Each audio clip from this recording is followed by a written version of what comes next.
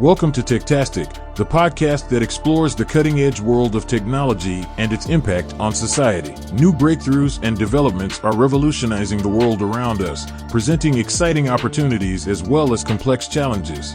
We'll explore the big ideas and key players driving these transformations, as we seek to understand the implications of these advancements for our lives, our communities, and our planet. Join us on this journey of discovery and exploration as we navigate the fascinating and ever-evolving world of technology. This is Techtastic. Andrei Mincov, it's such a pleasure to have you on It's Techtastic. Thank you for being here. Thanks for having me, Christian. Excited to be here. Thanks. I'm very interested in what you're doing, what your business does. It's timely for me. So I have a new startup. I also have the podcast. Arguably, the podcast should probably be trademarked. Maybe it should be. Yes, it should be. The company, Vala AI, is about to launch. It's going to launch in a month with its private protected launch, and then it'll get bigger and bigger and bigger as we go out to bigger and bigger audiences. The reason we're doing that is just protecting our systems while we scale them up, as we get them ready for like massive adoption. And so it's a good time to talk about trademarks. We have a very large law firm that represents us, Oric, and we have internal counsel, who's my COO. And this is a topic that's come up a couple times. When we formed the company, Vala AI, the day before I registered the domain name, I wanted vala.com or I wanted vala.ai or both. The day before, somebody registered both those names. And so like literally the day before, and I hadn't even searched for it, so it wasn't somebody like sniping or anything like that, right? Just for whatever reason that came up and everybody was paying attention to it. And now there's like 4 companies with the name. Jesus. Yeah, so it's kind of a mess. However, because we have good lawyers, we were first to market, we had a bunch of things going for us, we can fight that battle. The lesson from that, though, is you have to fight the battle, and it's more expensive to fight the battle than if we'd just gone in and registered the trademark from day one and made sure that we got the domain before we even started the business. Well, I think we can end the interview right there because you basically said it best. But no, in all seriousness, this is what I have a huge problem with the legal industry about, because the way law firms operate is they work from the perspective of what does the law say about this, rather than from the perspective of what's the most practical thing to do. Mm-hmm. And from the legal perspective, you being first to market and you being able to provide evidence that you came up with this and you started marketing under this brand first, from the legal perspective is, yes, in the US, you can prove that you have what's called a common law trademark as long as you've made the brand known enough to enough people. But from the practical perspective, as an entrepreneur, as a business owner who's trying to build that business off the ground, rather than from the perspective of a plaintiff who's going to 2 years from now win the case, like this is the stupidest idea to rely on this provision of common law, because first of all, it's going to take time. Second of all, it's going to cost you a lot of money.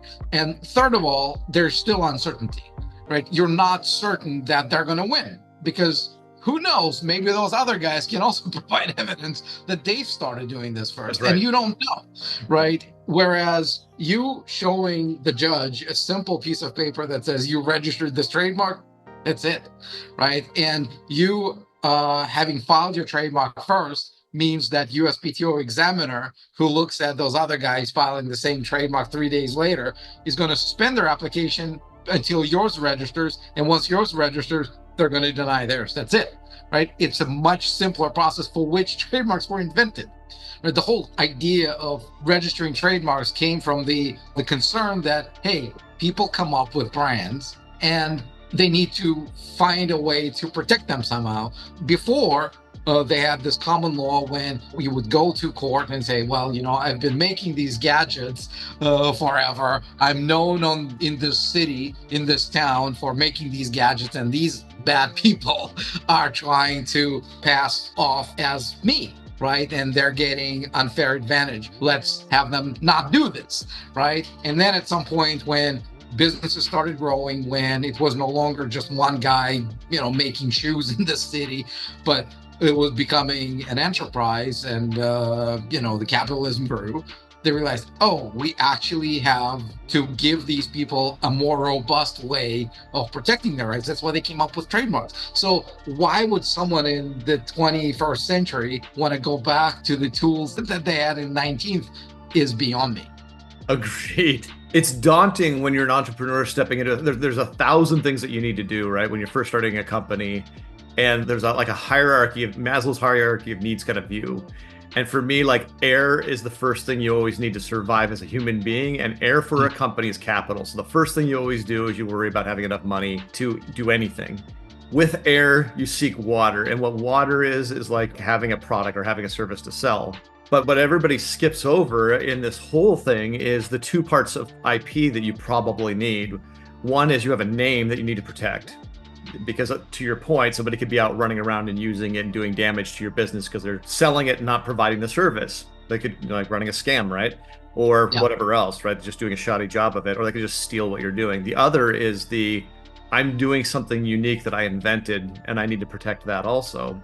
And we all know we need to do it, but it's almost put into the comfort category. It's way, way later, right? I need air, I need water, I need food, I need shelter, I need safety, and then I need comfort. I know that that's how I tend to think about it too. It's like, oh, we'll get to a patent when we really need to worry about it because it's so difficult. It takes so long to do, and it ends up being expensive because of those two things. But you made the point, and it's exactly right. It's closer to air because it gets closer to that product piece. If somebody's out there and they're stealing it and using your name, you're dead in the water, right? They're going to be out there doing scams against it. They're going to be doing a shoddy copy of it, whatever. And same thing with the product or service that you're offering. There's just nothing for you. You have nothing left. That's everything. So in a lot of ways, it's existential. It's something you have to have. A couple of things. In terms of patents, I'm not a patent attorney, but I understand how patents work well enough. With patents, if you have publicly shared your invention, like if you put out the product out there and from the product it's obvious how it's made, you can't patent it anymore, even if it's yours, right? That makes it even harder for entrepreneurs to start small, figure out if it works, and then like, oh yeah, the market wants it, let's go and patent it. At that point, they're done. They can't. Unless, in the US, they've done a provisional, and most countries don't even have that luxury of filing for a provisional patent. US is pretty much the only one that lets that. But even going back to trademarks, I think it's really more about belief system than anything else. Like, I have two favorite examples. One of my favorite examples of getting trademarks sooner rather than later is Bird, the electric scooter company. So they were, at least in 2021, the fastest company to have gotten to $1 billion valuation. Okay, so here's what these guys did. They formed a company, and 13 days after they form a company, before launches, before they had the product, before they had anything, they filed their trademark, right? That was pretty much one of the first things they do. Yeah. To me, them getting to $1 billion valuation is a good testament to they knew how to get there, and they knew that without owning the brand, they wouldn't, right? Because how many scooter companies we have right now? Like they're all competing with one another. But when you see a scooter and it has a name in it, you know exactly which one you need to pick up, right? The other example is Coca-Cola. So they filed their trademark in 1892, which incidentally is the same trademark they keep renewing ever since. Yeah. Trademarks is the only type of IP that you can own forever, right? Not patents, not copyrights, only trademarks. And so in 1892 was when they incorporated and when they were selling 9 drinks a day. I call it a lemonade stand with a dream, right? These guys knew that if they wanted to turn that lemonade stand into a business, then the brand will be their most valuable asset. And well, now it's worth over $80 billion. It really is their most valuable, more than their factories, more than their people, more than anything they own is their brand. But the only way you own a brand is by having that trademarked. I worked at Nike long enough helping them build an innovation center, which is a whole thing. But Nike knows that they're just a brand. Actually, that is an incorrect way of saying it. It's not just anything. Nike is a brand. They put the swoosh on something and they can sell it because you're not buying the shoe or the shirt or the basketball. You're buying Nike. And from the very beginning, it's part of their entire myth of creation and everything. Nike is a brand. And it's more true today than it was 20 years ago, because 20 years ago, counterfeit shoes were crap. They were garbage. Yeah. Right? And when you see how people copied the sneakers 20 years ago or 30 years ago, like you had glue all over the place, you had like everything was horrible. Today, the quality of the counterfeits, and I live in Dubai, right? There's a lot of it here. The quality, it's almost indistinguishable. So them being able to enforce that brand means more today than it meant before. Because back in the day, you could at least say you're buying the brand and the quality. Now you're just buying the brand. That's exactly it. When was the last time you changed the brand for your toothpaste? In college. So 30 years ago. You call it Yeah. You call it my toothpaste brand. Yeah. Yeah. Which is crazy, really. And I'd say it's the same for most people, right? We find something that we think works and we just keep buying and buying and buying from them. That's where the trust goes. But this is LTV to them. Yeah. Lifetime value. Yeah. Right? Once they sold you on this, like they have to do something incredibly stupid to switch to someone else. And that's another reason why brands are so important. 10 years ago, you started this company, and your Yep. plan was to fundamentally shift to completely alter the landscape around intellectual property, specifically trademarks. Yep. So what is it that you do that is so different than me going to my law firm and that Byzantine world that I have to deal with today? All right. First, I'm going to give you a 10-second pitch, and then Good. we can do the discussion. So we're the only firm in the world that offers trademark registration services with a guaranteed result for a guaranteed budget, which means that we sell you the result. We don't sell you the process. We don't sell you the labor pains. We sell you the baby. Because really, entrepreneurs don't care No. how good of attorneys are working on their case. All they care about, did my trademark get registered or did it get rejected? Yep. And so because it's so binary, and because you really can't sell the idea, hey, you know, our lawyers are better than those lawyers, how would you know? Right? Everyone says the exact same thing. So I was in a situation like, how do we create a no-brainer of an offer for entrepreneurs who are serious about their brands, who are serious about, you know, making their brands more valuable, and who are serious about protecting them?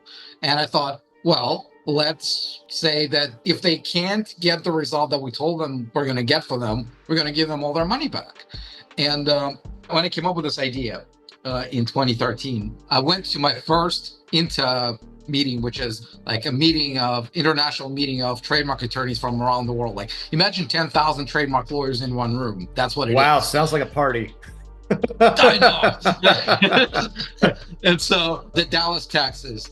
And I was so scared to go there. I really wanted to have something that would set me apart from everyone else. And so I said, we're going to do one flat fee that's going to be from start to finish, no matter what happens, no matter how complicated, that's going to take care of all office actions, that's going to take care of everything, right? And if we don't give you the result that we said we're going to give you, we're going to give all of the money that you paid us back.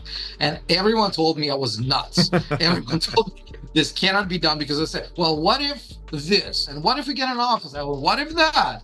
I'm like, well, that's the whole point. And everyone told me I was nuts. I'm like, great. This is the perfect validation that you're not going to be doing this when I launch it. Yeah. And we went ahead and did it. So I grew this company well into 7 figures, and we're working hard on getting that to 8. And really, this is my very first business. Oh, wow. Like I was a lawyer for God knows how many years. And this was my very first venture into starting my own company. And I probably made a million stupid mistakes as a business owner. Sure. Like we did so much wrong. We wasted money on this. But the one thing that kept us afloat is the offer. Yeah. Because if it wasn't for the offer, I'd be bankrupt many times over. But because we have this no-brainer of an offer, you know, we probably didn't make as much as we should have, but at least we're still in the game. Because when you explain this to someone that, hey, for $3K, you're going to get your brand trademarked, or you're going to get your $3K back. Yeah, that's pretty. That's a great unless offer. you're expecting to get, you know, your trademark done for $69, really, then this becomes a no-brainer of an offer. When you're starting a company, you're giving birth to it, and you bring it into the world. This is your child, right? And the most frustrating part is all the ambiguity you have around certain parts of it that you have no control over. Just like, I mean, like having a child is probably very similar to that. Like, I don't know if it's gonna be a boy or a girl, like until an ultrasound tells me. I don't know if it's gonna survive and become a functioning adult until it's a functioning adult, right? The process with trademarks, though, is so Byzantine, so slow, and so expensive that I don't even know if I get to be my company name until I do. And up until that exact moment, it's anxiety, it's frustration, it's pain. And so for me to hear it, I'm like, no, that's a good deal. $3,000 sounds like a lot of money. It's not, because just taking that stress, that waiting, and the not knowing off the table, that's a good deal. And plus, anybody who tells you that they're going to get you a trademark for $69 is running a scam. Like, there's zero chance. You can file your trademark for $69, yes, which will state that you self-filed it, right? And by the way, USPTO has shut down a few companies, basically killed thousands of trademark applications filed through those scam firms with innocent brand owners. Like they paid someone $69, turned out some Chinese company, and USPTO is like, they are improperly saying that clients are filing by themselves when they're not. And they're like, poof. Imagine you're a business owner and you think you're doing everything right. And you file that trademark, and then you get a notification from USPTO saying that, you know what, we cancel your trademark application, do it again. And yeah, it's never a fun experience. I'm really curious about one thing that we haven't talked about. We've only got a couple of minutes left, but one of the things that's happening in almost every industry is AI is a disruptive force. It's able to do a lot of stuff, especially when it comes to legal arcana, things that are that we're not familiar with. Are you starting to leverage AI in your process today? And if not, why not? All right, so it's a great question. First of all, I can't remember who said this. It wasn't me, but I loved it. He said that it's not about the war between humans and AI. It's not that AI is going to replace humans. It's the war between humans who use AI and humans who don't. And humans who don't use AI are at a massive disadvantage compared to people who do. So we do use AI for many things. I don't think AI unsupervised will be good enough to do trademarks for a long time. Supervised, it gives you a tremendous advantage because it allows you to find stuff faster. It allows you to replace mechanical tasks faster. But trademark stuff is really as good as your understanding of what you're trying to get out of it. So all the searches, of course, they're AI driven. Really, this is where our process starts, right? We do a comprehensive to tell you if a brand is trademarkable or not, because we're not suicidal to give you a guarantee on something that cannot be done, right? We're going to tell you right away. And if you don't want to move forward, we're just going to give you your 3K back, or you can do as many kicks as they can until you come up with a brand that you love and that we tell you is trademarkable. We tried a bunch of software, a bunch of platforms that do trademark searches, that help us do trademark searches. A search really is two components. One is the universe of stuff that it finds, and two is your ability to interpret that into a meaningful conclusion, whether this is doable or not.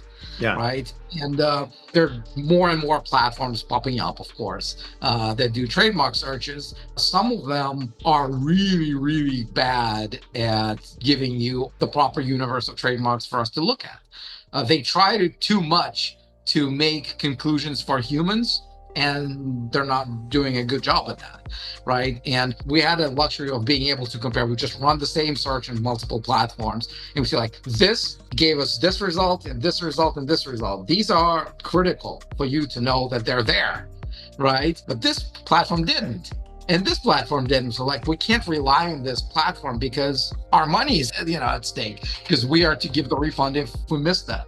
So AI is helpful. We use it for marketing. We use it for content generation to some degree. We use it for searches. But again, we use it with supervision, with humans on top of it. I've said that it's a lot like fire. A fire can either heat your home or burn it down. Yep. The difference is a human being paying attention to the fire. The AI is exactly the same. Like it can either do a tremendous amount of the busy work and get it out of your way, but if a human being isn't sitting there and looking at the results and saying, nope, bad, or yeah, that's great, you're making a mistake. Yeah. Andrei, it was a pleasure having you on. I want to give you a chance, because we're actually out of time. I want to give you a chance to tell the audience where they could leverage your platform, find out more. Yeah, so trademarkfactory.com. You go there, there's a big button for you to book a free call with one of our strategy advisors. They'll answer all your questions, help you figure out what to start with, where to start with, how to start with, and that's really the easiest way to do it. And if you mention that you came from this podcast, they'll be able to sweeten the deal for you. So make sure to do that. For us, it's a way to track, the effectiveness of me being on these interviews, but also a way to say thank you for putting me in front of your audience, and a way for indirectly for them to thank you for putting me on. So again, just go to trademarkfactory.com, book your call, and tell the strategy advisor you're talking with that you came from Techtastic. That's fantastic, Andrei. Thank you for being here. And that's a wrap for this episode of Techtastic. I want to thank you personally for joining us, and we'll see you next time. Until then, keep exploring and stay curious. Hey there, Techtastians. Is your team drowning in tech debt and you just wish you had a magic button to fix it? I want to introduce you to Vala AI, your tech debt hero. At Vala AI, we get it. You're busy. That's why we've made fixing tech challenges as easy as a click of a button. You don't need to be an engineer. We empower non-techies to conquer complex tech issues effortlessly. We understand you don't have time for tech headaches. Vala AI is here to lift that tech burden, making your tech debt disappear with a simple click. So ready to say goodbye to tech troubles? Try Vala AI. Your solutions are just a click away.